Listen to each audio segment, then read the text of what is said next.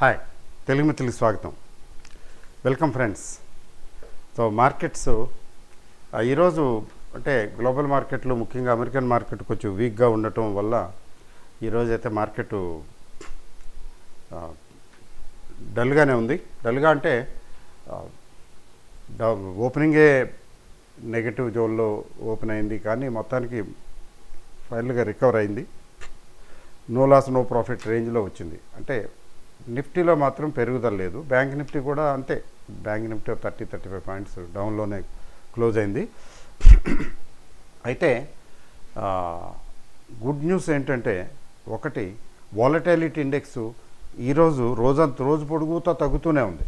Volatility index డౌన్గా ఉండటం అనేది ఇది ఎంత అంటే ఇప్పుడు 11.65 రేంజ్కి వచ్చింది. అంటే బిలో 12, వెరీ వెరీ పాజిటివ్.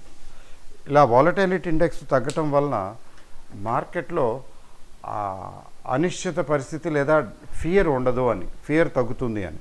దీన్ని ఫియర్ ఇండెక్స్ అంటాం కదా. ఫియర్ తగ్గటం అంటే అమ్మో ఏమో అయిపోద్దేమో, మార్కెట్ పడిపోద్దేమో అన్న ఫియర్ ఉండదు. దానివల్ల అడ్వాంటేజ్ ఏంటంటే మార్కెట్లు పికప్ అయ్యే అవకాశం ఉంది. సో పవనాలన్నీ బుల్స్కి అనుకూలంగా వెళ్తున్నాయి, బేర్స్కి ప్రతికూలంగా వెళ్తున్నాయి. దీన్ని బట్టి ఏంటంటే 23,000 అనేది పెద్ద కష్టం కాదు అని అనిపిస్తున్నది. అదిగో అల్లదిగో శ్రీహరిద్వారం అన్నంత దగ్గరలో కనబడుతున్నది. 22,500 క్రాస్ అయిన తర్వాత అది బహుశా వెనక్కి తిరిగి చూడదు. ఆగితే 1-2 సార్లు ఆగొచ్చు, బట్ పెద్ద కష్టం కాదు. 23,000 రేంజ్కి వెళ్ళిపోతున్నది. ఓవరాల్గా చూడండి, మనకి ఫైనాన్షియల్ ఇయర్ స్టార్ట్ అయింది April 1 కదా. April 1 తర్వాత చూడండి, ఇప్పుడు ఈ రెండో రోజు పెరగలేదు, కానీ చాలా స్ట్రాంగ్గా ఉంది. మీకు ఎగ్జాంపుల్ ఏంటంటే అడ్వాన్స్ డిక్లైన్ రేషియో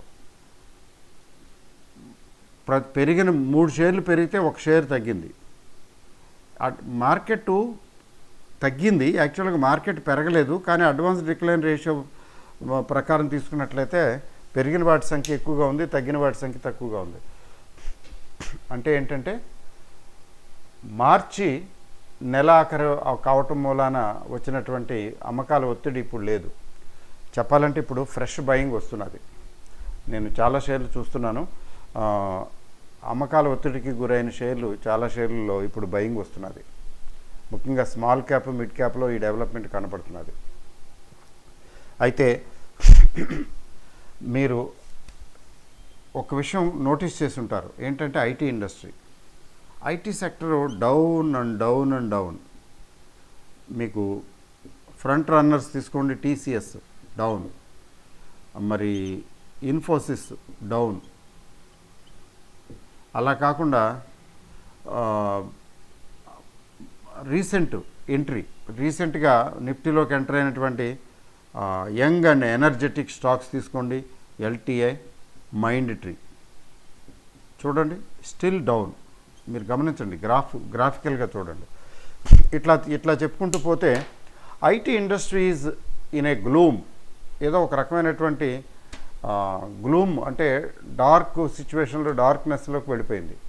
అంటే ఏంటి బాగుంటుంది అంటే మెటల్స్ బాగానే ఉన్నాయి. Metals apart from metals, reality, నేను చాలాసార్లు మాట్లాడాను దీని గురించి. రియాలిటీ లేదా రియల్ ఎస్టేట్ అనండి, దీని మీద ఒక కన్నేసి ఉంచండి. రియల్ ఎస్టేట్కి స్కోప్ ఉంది. మరి బ్యాంక్స్ అంటే ఎస్, బ్యాంక్స్ కూడా స్కోప్ ఉంది. ఇప్పుడిప్పుడే పుంజుకుంటున్నాయి బ్యాంక్స్. మీరు చూడండి, HDFC బ్యాంకులో సెల్లింగ్ ఆగిపోయింది అని చెప్పొచ్చు. ఇప్పుడు 1480 ఆ రేంజ్కి వచ్చింది కదా. సో గ్రాడ్యువల్గా 1500, 1600 అట్లా మళ్ళీ నార్మల్సీకి వచ్చేస్తుంది. ఇది 1500 దాటి 1600 రేంజ్కి వచ్చే నాటికి మీకు బ్యాంక్ నిఫ్టీ ఆటోమేటిక్గా 50,000 దాటిపోతుంది. సో రైజ్ అనేది it is due in banking sector. అది కూడా ఎక్కువ టైం వస్తుంది. So all is wonderful. తర్వాత ఏంటంటే మనకి ట్రేడింగ్ మాస్టర్ క్లాసెస్ మిత్రుల గురించి నేను నిన్నటి వీడియోలో కూడా చెప్పాను. ఈ ట్రేడింగ్ మాస్టర్ క్లాసెస్ కి సబ్స్క్రైబ్ చేసిన వారందరికీ కూడా ధన్యవాదాలు. ముఖ్యంగా ఈసారి లేడీసు ఎక్కువ సంఖ్యలో జాయిన్ అయ్యారు. అది నేను చాలా హ్యాపీగా ఫీల్ అవుతున్నాను. ఎందుకంటే ఎస్, ఇది స్కిల్ కదా, ట్రేడింగ్ అనేది ఒక స్కిల్. అది కుట్టు మిషను నా చిన్నప్పుడు కుట్లు వేయటం నేర్చుకునేవాళ్ళు ఆడవాళ్ళు ఇంట్లో కూర్చుని. కుట్టు పని అట్లాంటివేవో కొన్ని చేసేవారు, అల్లికలు కుట్లు అట్లాంటివి. బికాజ్ నింబుల్ ఫింగర్స్ వాళ్ళు చక్క చేయగలుగుతారని. స్కిల్డ్ జెంట్స్ చేయలేరు అంత బాగా. అట్లాగే నేను అనుకోవటం స్టాక్ మార్కెట్లో ట్రేడింగ్ కూడా లేడీస్ బెటర్గా చేయగలరేమో అని నేను అనుకుంటున్నాను. ఎందుకని అంటే దానికి ఏమీ ప్రూఫ్ ఏమి లేదనుకోండి, బ్యాక్ టెస్టింగ్ ఏమి లేదు. ఎందుకు అనుకుంటున్నానంటే లేడీస్లో పేషెన్స్ ఎక్కువ ఉంటుంది. స్టాక్ మార్కెట్కి పేషెన్స్ కావాలి. మీరు ట్రేడింగ్ చేసినా కావాలి, ఇన్వెస్ట్మెంట్ చేసినా కావాలి, షార్ట్ టర్మ్ ఇన్వెస్ట్మెంట్ అయినా లాంగ్ టర్మ్ ఇన్వెస్ట్మెంట్ అయినా పేషెన్స్ కావాలి. అది వాళ్ళల్లో ఉంటుంది. చాలా పేషెన్సు, టాలరెన్సు వాళ్ళకి పెట్టని ఆభరణాలు. అదే కదా క్షమయా ధరిత్రి అంటారు. అందుకనే సో తర్వాత స్కిల్ అంటారా, స్కిల్ తప్పదు, నేర్చుకోవాలి. స్కిల్ నేర్చుకోవటం విషయంలో లేడీస్ అయినా జెంట్స్ అయినా ఒకటే. అది ఇవి క్లాసెస్ ప్రాసెస్ జరుగుతున్నది. ఇవి క్లాసెస్ ఈ వీక్లోనే స్టార్ట్ చేయాలని. అయితే ఉగాది వస్తున్నది కదా, సో ఉగాదికి స్టార్ట్ చేస్తే బాగుంటుందనేది ఒక అభిప్రాయం. ఉగాదికి క్లాసులు స్టార్ట్ అవుతాయి. ఇంటిమేషన్ వస్తుంది, వాట్సాప్ గ్రూపులో ఇంటిమేషన్ ఇవ్వటం జరుగుతుంది. ఉగాది సందర్భంగా చాలా మంచి రోజు కదా, ఉగాది నాడు ప్రారంభం. బాగుంది కదా. ఆ రోజు ప్రారంభం చేస్తే దిగ్విజయంగా ఉంటుందని నా నమ్మకం. ఈ ట్రేడింగ్ మాస్టర్ క్లాసులో ఉగాది నాడు స్టార్ట్ చేస్తున్నాం. ఈలోగా ఏంటంటే ప్రాసెసింగ్ అది చేస్తున్నాం. ఎవరైనా మిస్ అయిన వాళ్ళు ఎవరైనా ఉంటే ఐఎమ్ హ్యాపీ టు అనౌన్స్, ఈ ఎర్లీ బర్డ్ ఆఫర్ ఏదైతే ఉందో డిస్కౌంటు, ఆ డిస్కౌంట్ వాళ్ళకి ఇప్పటికీ ఇవ్వటం జరుగుతుంది. So they are still eligible to get this early bird offer discount. కావాలంటే ఎవరైనా ఆప్ట్ చేసుకోవచ్చు, జాయిన్ అవ్వచ్చు. అది విషయం. అంతేకాదు ఈరోజు ఒక విశేషం ఏంటంటే, గొప్ప విశేషం ఈరోజు ఏంటంటే, మా అబ్బాయి అంటే ఒక మన మిత్రుడు, సైనిక మిత్రుడు. ఈ సైనిక మిత్రుడి గురించి నేను పాత వీడియోల్లో అప్పుడప్పుడు చెప్తూ ఉంటుంటాను. ఆర్మీలో ఉంటాడు ఆ అబ్బాయి, అప్పుడప్పుడు నాకు ఫోన్లు చేస్తుంటాడని. మీకు రెగ్యులర్గా చూసే వాళ్ళకి తెలుస్తుంది, లేకపోతే తెలియదు అనుకోండి. అయితే ఆ అబ్బాయి ఈరోజు అంటే తను ఎక్కడ చేస్తున్నాడంటే, ఇప్పుడు పంజాబ్లో చేస్తున్నాడు. చాలా రోజుల నుంచి పంజాబ్లోనే ఉన్నాడు. ఇప్పుడు మరి తెలంగాణ కదా, తెలంగాణ నేటివ్ ప్లేసు. ఆ తెలంగాణ నుంచి ఇప్పుడు తన డ్యూటీకి జాయిన్ అవ్వడానికి వెళ్తుంటే మధ్యలో టైం దొరికిందట, ఫోన్ చేశాడు నాకు. సో నేను ఐ గైడెడ్ హిమ్, వచ్చాడు, నా స్టూడియోకి వచ్చాడు. సో ఈ గెస్ట్ ఆఫ్ ది ఈవినింగ్ ఈరోజు మనకి ఆ అబ్బాయి. నీ పేరేంటి అబ్బాయి? మల్లేష్ అట. అదే ఈ అబ్బాయికి ఉన్న విశేషం ఏంటంటే 2017-18 నుంచి మొదటి నుంచి కూడా టచ్లోనే ఉన్నాడు. ఎప్పుడో లెర్నర్స్ అనే ఒక గ్రూప్ ఉండేది. ఆ గ్రూపు నేను చెప్పాను, బాబు లెర్నర్స్ తీసుకొని చెయ్యి, నేర్చుకో అని. అప్పుడు నాకు పరిచయం ఎట్లా అయిందంటే చాలా విశేషం. ఏదో షేర్లో ఎవరో మిత్రుడు చెప్పాడని చెప్పి చాలా డబ్బులు పెట్టేశాడట, లక్షల్లో. అన్నీ ఉన్నాయి లేని అన్నీ తీసుకెళ్ళి పెట్టేస్తే సింపుల్గా డబ్బులన్నీ పోయినట్టే ఆల్మోస్ట్. ఒక స్టేజ్లో బాబు ఎగ్జిట్ లేకపోతే ఉన్నాయి పోతాయి అని చెప్తే ఎగ్జిట్ అయిపోయాడు. అక్కడి నుంచి అవిశ్రాంత పోరాటం చేసి, అంటే టచ్లో ఉన్నాడు నాతో, టచ్లోనే ఉండేవాడు. గురువుగారు ఇది కొనమంటారా, అది అమ్మంటారా, నాకు ఏదైనా షేర్ చెప్పండి అంటూ ఉండేవాడు. ఎప్పుడు ఫ్రీక్వెంట్గా మాట్లాడుతుంటాడు. అయితే మాట్లాడుతుంటాడంటే ఆర్మీ కదండి, ఇప్పుడు ఆర్మీ వారంటే వల్లమాలిన అభిమానం నాకే కాదు మీకు కూడా ఉంటుంది. ఎందుకంటే ఈ ఈ వీరే కదా దేశ రక్షకులు. నిజం చెప్పాలంటే నిజమైన దేశభక్తులు ఎవరంటే వీళ్ళే. ఎక్కడో తమ పరివారం ఫ్యామిలీస్ అన్నీ వదిలిపెట్టేసేసి ఎక్కడికో వెళ్ళి కొండల్లో కోనల్లో అడవుల్లో చలి అన్ని కష్ట నష్టాలకి ఓర్చి మన కోసం సరిహద్దుల్లో మన కోసం పోరాడుతూ ఉంటారు వీళ్ళు. Army, navy, air force, CISF ఎవరైతే ఉన్నారో వీళ్ళంతా నిజంగా వీళ్ళందరికీ మనం చాలా రుణపడి ఉంటాం కదా. మనం ఏమి ఇచ్చి కూడా రుణం తీర్చుకోలేము. ఎందుకంటే మనం అందరం ఇక్కడ మాత్రం ప్రశాంతంగా ఉండి మన పనులు మనం చేసుకోగలుగుతున్నామంటే వీళ్ళు అక్కడ ఉండి మన తరఫున మనల్ని ప్రొటెక్ట్ చేస్తున్నారు, రక్షిస్తున్నారు. సింపుల్గా చెప్పాలంటే దేశ రక్షకులు. అందుకని ఈ అబ్బాయిని ఈ అబ్బాయి ఎప్పుడు ఫోన్ చేసినా మామూలుగా నా ఫోన్ ఎప్పుడు పలకదు, సైలెంట్ మోడ్లో ఉంటుంది. తర్వాత నాకు టైము ఉండదు ఫోన్ లిఫ్ట్ చేయడానికి, మాట్లాడడానికి, ఇవన్నీ చేయడానికి. అట్లాంటిది. కానీ ఈ అబ్బాయి ఫోన్ మాత్రం నేను లిఫ్ట్ చేస్తూనే ఉంటాను, చేస్తూనే ఉన్నాను. ఈరోజు అనుకోకుండా నేను వచ్చానండి అంటే, రా అబ్బాయి అయితే నా స్టూడియోకి రా అని చెప్పి, అంటే టైం ఉంది ఇప్పుడు ఇంకా కొంచెం ఒక గంటన్నర 2 గంటల వ్యవధిలో ట్రైన్ ఎక్కేస్తాడు, ఈలోగా రమ్మంటే వచ్చాడు. సో మీ అందరి తరఫున అతన్ని ఆహ్వానిస్తున్నాను. మల్లేష్ రా అబ్బాయి.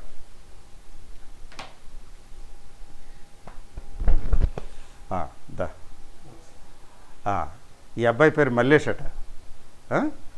మంచి బందోబస్తుగా ఉన్నాడుగా, ఆర్మీ కదా. అయితే నెక్స్ట్ ఇయర్ రిటైర్ అయిపోతున్నాడట. నెక్స్ట్ ఇయర్ రిటైర్ అయిపోతున్నానండి. తర్వాత అక్కడ తన జగిత్యాల తన ఏదో నేను I want to do something అని.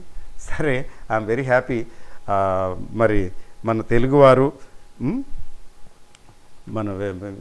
మరి లాస్ట్ 5 years 5.5 years నుంచి 6 years ఆల్మోస్ట్ 6 years నుంచి he's part of our wealth creation tips family. అట్లా చాలామంది నాకు ఉన్నారు, ఇట్లా ఆర్మీలో చాలామంది ఉన్నారండి. They are very much in touch. వాళ్ళు గ్రూపుల్లో వాటిలో కూడా ఉన్నారు. ఎంబీఎస్ దగ్గర నుంచి ఎంఎంబీసీ వరకు. I feel very happy whenever I receive a call from the armed forces. So ఈ అబ్బాయి ఏమైనా పెట్టుకుని ముక్కలు మాట్లాడు. నమస్కారం అందరికీ. గట్టిగా మాట్లాడు అయ్యా. ఆర్మీ వాడు అటెన్షన్ అంటారు కదా. లేదు సార్ అనరా. నమస్కారం సార్ అందరికీ. నేను పోవటం నిజమే, కానీ మళ్ళీ గురువుగారు దగ్గర జాయిన్ అయిన తర్వాత మళ్ళీ రికవర్ అయిపోయినా. దాదాపు రికవరీ కానీ ఎక్కువైనా వచ్చినాయి. కానీ ఇలాంటి గురువు మనకు దొరకడం మాత్రం మన అదృష్టమే. నేను ఈ రోజుల్లో ఎవరు చెప్తారు సార్ మనకు, ఎవరు గైడ్ ఇస్తాడు? గైడ్ ఇవ్వడానికి ఎవరు ఇవ్వరు. కానీ గురువుగారు దొరకడం మన అదృష్టం. మంచిగా నేర్చుకోండి. ఏదైనా పెట్టేటప్పుడు గురువు దగ్గర సలహా తీసుకోండి. ఖచ్చితంగా మీకు మినిమం ప్రాఫిట్ ఉంటుంది, ఖచ్చితంగా. ఇది నా గ్యారంటీ. షేర్ మార్కెట్లో గ్యారంటీ ఇవ్వకూడదు. ఓకే సార్, కానీ మీ దగ్గర గ్యారంటీ ఇవ్వచ్చు. అంతే సార్. అంతే సార్. చాలా క్లుప్తంగా ముగించేసావయ్యా. తెలిసిన వాళ్ళే సార్, వాళ్ళకి అంటే నువ్వేదో చెప్తావును కదా ఊరికే. ఓకేలే. So I'm very very happy Mallesh. అయితే నేను చూశాను, నాకు ఫస్ట్ ఫోన్ చేసినప్పుడు అది ఆ కంపెనీ పేరు, ఎన్ని షేర్లు, అన్ని డీటెయిల్స్ వేస్ట్లేండి. ఒక డబ్బా కంపెనీ, ఎవరో ఫ్రెండ్ చెప్పాడట, లక్షలు పెట్టేశాడు. ఆ తర్వాత రోజుకి అది లోవర్ సర్క్యూటు తగ్గిపోతున్న స్టేజ్లో ఫోన్ చేస్తుండేవాడు. నేను బాబు దీని పరిస్థితి నేను చెప్పలేని పరిస్థితి, ఆందోళనకరంగా ఉంది, వచ్చే లాస్ బుక్ చేయలేరు కదా తొందరపడి. ఆశగా చూస్తుంటాం ఏం పెరుగుతుందేమో, రికవర్ అవుతుందేమో అని. ఈ అబ్బాయి కొత్త కదా, తెలియదు కదా. బాబు ఇక్కడ లాస్ బుక్ చేసుకుని బయటకు వచ్చేసే, లేకపోతే ఉన్న డబ్బులు పోతాయి అంటే లాస్ బుక్ చేసి బయటకు వచ్చేసాడు. ఏదో కొద్దిగా వచ్చినాయి, పెద్దగా ఏం రాలా, ఒక 20% 30% వచ్చినట్టు. అంటే 3 లక్షలు పెట్టినా 70,000 వచ్చింది. 3 లక్షలు పెడితే 70,000 వచ్చిందంట. అక్కడికి బయటకు వచ్చామంటే ఆ 70,000 మిగిలినాయి. మీకు లీగల్గా ఏంటంటే వేస్టింగ్ యాసెట్ అనే కాన్సెప్ట్ ఒకటి ఉంది. ఆ వేస్టింగ్ యాసెట్ అంటే ట్రాన్స్ఫర్ ఆఫ్ ప్రాపర్టీ, తర్వాత ఇంకా కొన్ని యాక్ట్స్ ఉన్నాయి, వాటిలో వాడతారు ఈ పదాన్ని, వేస్టింగ్ అసెట్ అని. లీజు కొన్నాళ్ళకి ఎక్స్పైర్ అయిపోతుంది కాబట్టి దాన్ని ఏం చేయాలి, దాన్ని వేస్టింగ్ అసెట్ అంటారు. 5 సంవత్సరాల లీజ్ అనుకోండి, అలా ఉండిపోయింది అనుకోండి, 5 సంవత్సరాల తర్వాత అది అసెట్ జీరో అయిపోతుంది కదా, దాన్ని వేస్టింగ్ అసెట్ అంటారు. స్టాక్ మార్కెట్లో కూడా అంతే, ఏదైనా షేరు పడిపోతూ ఉంది, ఇంకా పడిపోయి జీరో కూడా అయిపోతుంది, తర్వాత ట్రేడింగ్ కూడా అవ్వదు, ట్రేడ్ అవ్వదు, ఎక్కడ స్టాక్ ఎక్స్చేంజీలో కనబడదు. అందుకని అట్లా ఈ స్టాక్ మార్కెట్లో కూడా వేస్టింగ్ అసెట్స్ అలా ఉంటాయి. అందుకని నేను చెప్తే పాపం విన్నాడు, విని ఆ 70,000 తీసుకుని బయటకు వచ్చేసాడు. తర్వాత ఇప్పుడు చెప్తున్నాడు కదా అంతకన్నా ఎక్కువే రికవర్ చేసుకున్నాడని. బట్ ఎంత టెన్షన్ తీసుకున్నాడు, ఎంత టైం పట్టింది, ఆ తర్వాత అతని పట్టుదల, అకుంఠిత దీక్ష నాకైతే చాలా బాధ వేసేది. ఈ అబ్బాయి ఆర్మీలో పనిచేసే అబ్బాయి, అప్పుడు 25,000 ఎంతో జీతం, ఇప్పుడు 30,000, ఇప్పుడు ఎక్కువ ఉందేమో కానీ 25,000 30,000 జీతం. అలాంటిది 3 లక్షలు అంటే ఎన్ని నెలల జీతం. అతను ఎంత కష్టపడి, కొంత కార్గిల్ అక్కడ కూడా చేసావు కదా? లేదు సార్, కాశ్మీర్లో చేశాడు. కాశ్మీర్లో చేయటం అంటే మీకు తెలియదు ఎంత కష్టం. ఎందుకంటే మేము కాశ్మీర్ నేను 2-3 సార్లు వెళ్ళాను, చూశాను. లాల్ చౌక్ అక్కడ ఇక్కడ ఏంటో చాలా భయంకరంగా ఉంటుంది. మనం వెళ్తే మీరు ఇండియన్సా అని అడుగుతారు వాళ్ళు. అది పరిస్థితి, ఇలా చూస్తారు జాగ్రత్తగా, వీడు ఇక్కడోడు కాదని. అలాంటి చోట్ల పనిచేసి ఎంత కష్టపడి సంపాదిస్తే ఆ డబ్బులు కాకెత్తుకుపోయినట్టు ఎత్తుకుపోయింది స్టాక్ మార్కెట్. అట్లా ఉంటుంది, చాలా జాగ్రత్తగా ఉండాలి. అయితే ఏంటంటే నేను ఎక్స్పెక్ట్ చేసిన దానికంటే కూడా చాలా బాగా చేశాడు. నీకు బాగా ఎందులో వచ్చినాయి డబ్బులు? నాకు ఐడిఎఫ్సి ఫస్ట్ బ్యాంకా? First bank Adani power. Very good. Adani power అది ఏదో ప్రాబ్లంలో పడుతుంది అనగా పడబోయే ముందు నేను చెప్పాను, అప్పుడు కొద్దిగా తీసేశాడు.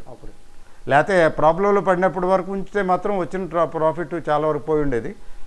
అదాని దాంట్లో వచ్చింది. మొత్తానికి ఏదైతే మొత్తానికి God is there to help us. అందులో ఆర్మీలో పనిచేసేవాళ్ళు, ఆర్మీ వాళ్ళ డబ్బులు అండి, చాలా కష్టపడి సంపాదించిన డబ్బులు ఎక్కడికి పోతాయి? All the best.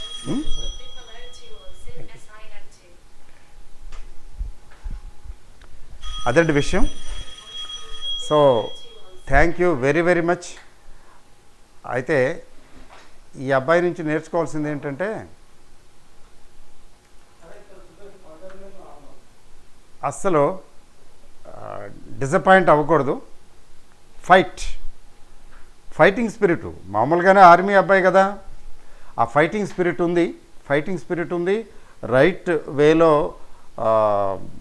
అంటే ఏమవుతుందంటే రివెంజ్ ట్రేడింగ్ అంటారు ట్రేడింగ్లో. అయితే ఆ టైప్ చేయకుండా మొత్తానికి తీరిగ్గా ఓపిగ్గా అయితే ఏంటంటే ఒక్కోసారి ఏవో కొనేసేవాడు, నేను మందలించడం అంటే ఏంటి, అదేంటి, ఎందుకు కొన్నా, తీసేయంటే పాపం తీసేవాడు. సరే ఇది ఉంచు, ఎందుకు అమ్ముతాను అనుకుంటున్నావు, అంత కంగారు పడుతున్నావేంటి, ఉంచు ఇంకా అంటే ఉంచేసేవాడు. మరి ఐడిఎఫ్సి ఫస్ట్ బ్యాంకు 40,000లోనో 50,000లోనో కొన్నప్పుడు ఒక స్టేజ్లో ప్రాఫిట్ బుక్ చేశాడు. మళ్ళీ ఇంకోసారి నేను చెప్పాను, వేదాంతాలు వచ్చిందా? వేదాంతాలు కూడా వచ్చినాయట. నేను ఒక స్టేజ్లో ఇదేంటయ్యా, ఇది మరో హెచ్డిఎఫ్సి బ్యాంక్ అవుద్ది, నువ్వు ఏంటి కంగారు పడిపోతున్నావు, అమ్మేస్తున్నావు అంటే, సరే ఉంచమంటారా గురువు గారు అంటే, సరేలేండి అనేవాడు. చెప్పాలంటే ఒబీడియంట్ స్టూడెంటే. మీరంతా నాకు స్టూడెంట్ల కింద లెక్క కదా. Obedient in the sense, obedience ఉన్న చోట మాత్రమే విద్య అబ్బుతుంది. ధనము లీయవచ్చు చెప్తారు కదా, మా మాస్టర్ గారు చెప్పేవాడు ఈ పద్యం ఎప్పుడు క్లాసులో. ధనము లీయగవచ్చు, ధాన్యము లీయవచ్చు, పెద్ద చేసి వాణ్ణి పెంచవచ్చు, విద్య నొసగలేము వినయహీనునికెప్పుడు అని. అర్థమైందా? విద్య నొసగలేము, ఎందుకు అర్థం కాదు, తెలుగే కదా. విద్య నొసగలేము వినయహీనునికెప్పుడు. ఎవరైతే హంబుల్గా ఉండడో, ఎవరైతే సిన్సియర్గా టీచర్ చెప్పింది పాటించడో, ఆ కమిట్మెంటు ఎవరిలో అయితే ఉండదో వారికి విద్య అబ్బదు అని అర్థం. కానీ ఈ అబ్బాయి మామూలుగానే ఆర్మీ కాబట్టి డిసిప్లిన్డ్ ఫోర్సు, దానికి తగ్గట్టు అబ్బాయి మంచి అబ్బాయి. So I'm very very happy. ఒక్కసారి నేను ఎప్పటి నుంచో అనుకుంటున్నాను, ఫోన్లో మాట్లాడుతుంటాడు, ఎప్పుడైనా వస్తే నువ్వు రావయ్యా, ఢిల్లీ రా ఒకసారి అన్నాను. నేను చెప్పలేదు, ఏంటి నేను స్టూడియోలో ఇంట్రడ్యూస్ చేస్తానని చెప్పలేదు, సర్ప్రైజే.